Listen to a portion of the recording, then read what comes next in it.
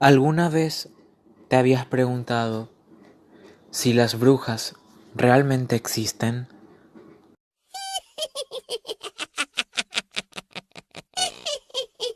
Y no te hablo de brujas que usan largos sombreros, o las que lanzan hechizos, o las que se pasan volando sobre sus escobas.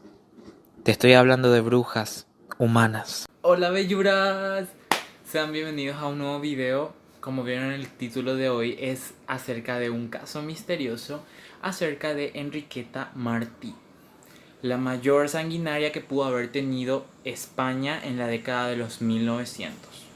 Antes que nada quisiera decirles que este video lo hacen ustedes, porque días atrás yo había publicado en un Insta Stories si querían acerca de tips para aprender inglés o acerca de un caso misterioso, y gané el caso misterioso.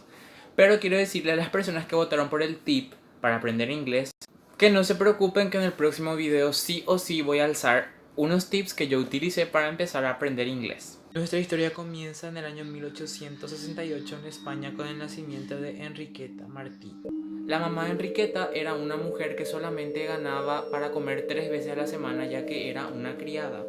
Y su papá era un humilde obrero quien nomás cobraba el dinero de su trabajo, ya se iba ya a la cantina y gastar todo en cerveza. Pese a que Enriqueta se daba cuenta que la vida con sus padres no le iba a generar pero ninguna salida hacia adelante, a la edad de 14 años, por propia voluntad, esta chica se dedicó a inducirse al mundo de la prostitución. Los siguientes 20 años, resumiendo todo para la vida de Enriqueta, era solamente alcohol, sexo, drogas y una fascinación por el mundo ocultista.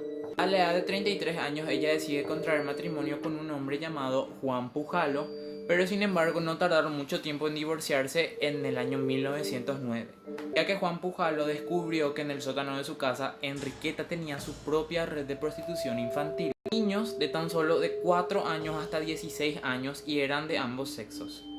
Se estima que alrededor de 45 niños estaban en ese sótano de la casa de Enriqueta y Juan. Obvia y lógicamente la reacción de Juan inmediatamente fue acudir a las autoridades, detuviendo instantáneamente a Enriqueta. Para este punto se creía que Enriqueta tenía contactos con gente muy importante de la época, y eso se vio reflejado ya que el juez le dio de libertad condicional, ya que no tenía pruebas suficientes para apresarla. Luego de eso, Enriqueta fue de vuelta a su casa para cobrar la vida de Juan, y entonces fue ahí cuando lo asesinó.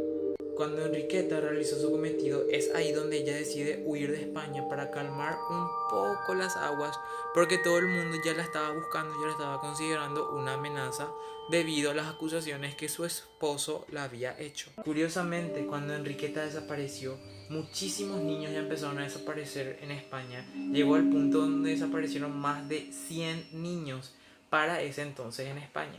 Las autoridades estaban muy preocupadas y, como no querían alarmar a la población y querían evitar un pánico nacional, decidieron no decir nada. Pero ya era demasiado tarde, puesto que los medios masivos de comunicación ya habían informado de la desaparición de todos los niños, y también era un poco obvio porque en todas las calles habían letreros de niños que decía: se busca, ha visto ese niño y se ofrece recompensa. Luego de eso, entre comillas, Enriqueta se emprendió en el negocio de su vida, que era seguir secuestrando y torturando a pobres niños. No fue sino hasta más tarde, en el año 1912, precisamente el 12 de febrero, cuando desaparece una niña llamada Teresita Whithart. Teresita era hija de una de las familias más influyentes y de dinero de la época de España. Según cuenta el relato, cuando la mamá estaba con la niña en la calle, se topó con una vecina para empezar a hablar de cualquier cosa. Entonces la mamá le dijo a Teresita que se vaya a su casa porque estaba literalmente enfrente de ella. Entonces la nena soltó la mano de su mamá y se fue. Cuando la mamá habló todo con la vecina, regresó a la casa y le preguntó a su papá dónde estaba Teresita, y su papá le respondió: ¿qué acaso no estaba contigo? Luego de eso se empezó a armar el pánico porque la nena ya había desaparecido. Después, cuando registraron la casa de pies a cabeza y se daban cuenta que la pequeña Teresita no estaba efectivamente y obviamente en su casa, decidieron salir afuera por el barrio para buscarle. Pero se toparon con una vecina que les había dicho: le vi a su pequeña hija junto a una anciana. La anciana le había ofrecido caramelos para que se vaya con ella. Y efectivamente la anciana, la que estamos hablando, es Enriqueta Martí. Gracias a que se ofreció recompensa por Teresita Whittard, un día una vecina de Enriqueta Martí llamada Claudia Elías se dio cuenta al mirar a través de la ventana de su casa que había una nenita que estaba calva. La nenita que estaba calva a la señora le pareció un tanto familiar y después se dio cuenta que era la pequeña Teresita que había sido secuestrada hace unos días atrás. La vecina se empezó a sospechar inmediatamente que se trataba de Teresita, porque uno, luego Enriqueta tenía una nena y un nene, y dos, la nenita que había desaparecido y que estaba colgada en esos pósters de todas las calles se parecía mucho a la que había visto en la ventana. Entonces, ya que estaba desesperada y no sabía qué hacer, la vecina se fue a contarle al panadero que estaba cerca de su casa, y el panadero se fue a contarle a un oficial de policía que se llamaba José Asens, y José Asens se fue a contarle a la brigada de todo lo que le había dicho. Entonces, ya que el señor no tenía pruebas de lo que le habían dicho, decidió irse a la casa de Enriqueta con una presunta denuncia falsa de que ella había robado gallinas de una vecina para fiscalizar su casa y darse cuenta de qué es lo que estaba pasando en realidad en la casa de Enriqueta. Fue así como en la mañana del 12 de febrero de 1912 Enriqueta fue arrestada en su casa, porque los policías se descubrieron con el acto más atroz que pudieron haber visto en toda su vida. Resulta que en la casa de Enriqueta había bolsas donde estaban restos de niños humanos, habían esqueletos, habían cráneos, incluso también había órganos de los propios niños que estaban en esas bolsas, también con sus prendas que estaban llenas de sangre. Enriqueta sabía que iba a pasar el resto de sus días en la cárcel, entonces decidió decirle a los policías que revisen entre las paredes y debajo de las baldosas de su piso de la casa para que los policías se encuentren con algo. Los policías le hicieron caso a Enriqueta y lo que descubrieron los heló completamente la piel. Entre las paredes y el piso de su casa, Enriqueta tenía muchos más restos de niños. Eran calaveras, eran esqueletos, también se descubrieron muchos más órganos humanos. En ese afán de seguir buscando y buscando y buscando, en la casa de Enriqueta se toparon con un pasillito que daba con una habitación. Esa habitación era como sería más bien la oficina de Enriqueta, y en esa oficina descubrieron frascos con más órganos, pero también descubrieron sangre de los niños. Ellos se preguntaron por qué ella hacía eso, y luego descubrieron una lista que estaba sobre una mesa, en la cual la lista decía el nombre de personas muy influyentes de la época, como actores, cantantes, futbolistas, monarquía, gente de la iglesia católica, y por lo visto eran clientes de Enriqueta.